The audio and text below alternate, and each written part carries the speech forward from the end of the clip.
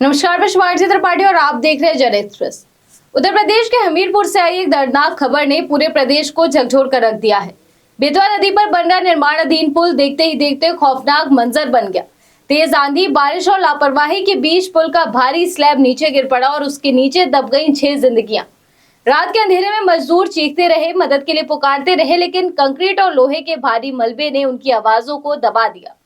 सवाल सिर्फ इतना नहीं है कि पुल क्यों गिरा, सवाल यह है कि आखिर मौसम विभाग की चेतावनी के बावजूद मजदूरों को वहां रुकने क्यों दिया गया। क्या निर्माण कार्य करवाना किसी की जिंदगी से ज्यादा जरूरी था? क्या यह सिर्फ प्राकृतिक आपदा थी या फिर सिस्टम की घोर लापरवाही? आइए समझते हैं इस पूरे मामले को विस्तार से।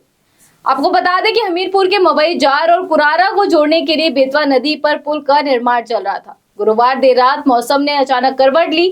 तेज आंधी और तूफान ने पूरे इलाके को अपनी चपेट में ले लिया। हवा की रफ्तार इतनी तेज थी कि निर्माणाधीन पुल का विशाल स्लैब हिलने लगा और कुछ ही सेकंड में भरभरा कर नीचे गिर पड़ा। सबसे दर्दनाक बात यह रही कि मजदूर उसी स्लैब के नीचे और आसपास सो रहे थे। दिन भर की मेहनत के बाद वे आराम कर रहे थे, लेकिन उन्हें क्या पता था कि वही जगह उनकी कब्र बन जाएगी। हादसे के बाद वहां चीख पुकार मच गई। अंधेरी रात, ऊपर से मूसलाधार बारिश और नीचे मलबे में दबे मजदूर।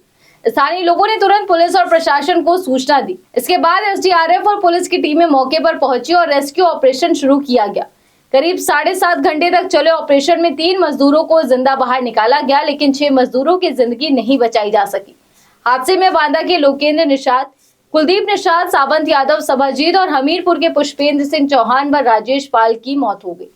इस हादसे ने कई बड़े सवाल खड़े कर दिए हैं। मौसम विभाग ने पहले ही तेज आंधी और तूफान का अलर्ट जारी किया था। 60 से 80 किलोमीटर प्रति घंटे की रफ्तार से हवाएं चलने की चेतावनी भी दी गई थी।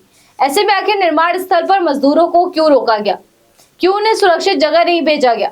हमीरपुर नगर पालिका परिषद के चेयरमैन कुलदीप निषाद ने भी साफ कहा कि अगर अलर्ट के बाद भी रात में काम कराया जा रहा था तो ये सीधी लापरवाही है। शुरुआती जांच में ठेकेदार की भूमिका संदिग्ध नजर आ रही है। यानी अब सवाल सिर्फ हादसे का नहीं बल्कि जिम्मेदारी का भी है।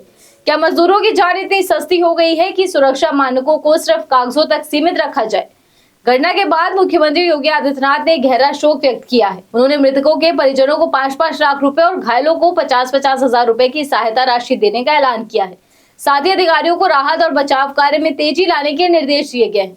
लेकिन सवाल यह है कि क्या मुआवजा उन परिवारों का दर्द कम कर पाएगा जिन्होंने अपने घर का सहारा खो दिया, जिन बच्चों के सर से पिता का साया उठ गया, जिन माँ बाप की उम्मीदें मलबे में दब गई, उनका जवाब कौन देगा? बीजेपी सांसद बृजलाल ने भी हादसे को दुखद बताते हुए जांच की बात कही है। उन्होंने कहा कि जो भी दोषी होगा उसके खिलाफ कार्रवाई होगी। देखिए, देश में ऐसे हादसों के बाद अक्सर जांच होती है, रिपोर्ट बनती है और फिर सब कुछ धीरे धीरे फाइलों में ही दब जाता है। हमीरपुर का यह हादसा सिर्फ एक पुल गिरने की घटना नहीं है, ये उन सुरक्षा दावों की पोल है जो बड़े बड़े सरकारी प्रोजेक्ट्स में किए जाते हैं।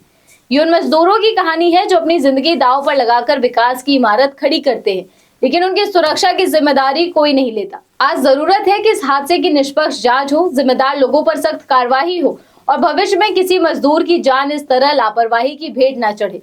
फिलहाल एसडीआरएफ की टीमें अभी भी मौके पर मौजूद है। मलबा हटाया जा रहा है ताकि ये सुनिश्चित किया जा सके कि उसके नीचे कोई और मजदूर फंसा ना हो। पूरा इलाका मातम में डूबा हुआ है और हर आंख यही सवाल पूछ रही है कि आखिर इन 6 मजदूरों की मौत का जिम्मेदार कौन है। फिलहाल आज इस बड़ी खबर में इतना ही। ऐसे तमाम खबरों को जानने के लिए आप देखते रहिए जन एक्सप्रेस। धन्यवाद।